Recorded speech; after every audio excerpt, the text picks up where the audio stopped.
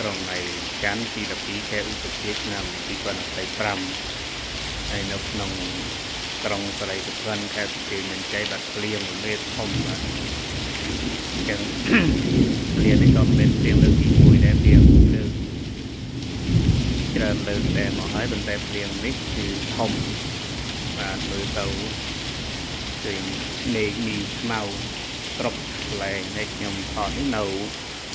ពុទ្ធកវិទ្យាល័យសម្ដេចជាស៊ីមខេត្តបន្ទាយមានជ័យ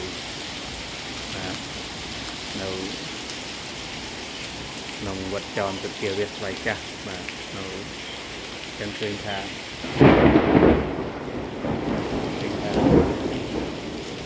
ក្រោយពីភ្លៀងនេះវាលេខត្រាក់ខ្លួនទៅឃើញថាចម្រោះនៃ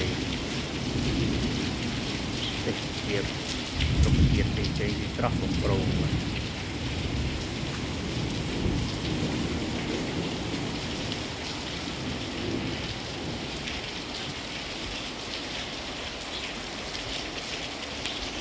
ទៅវាស្រស់ស្រាយមែនទេណាទេសភាព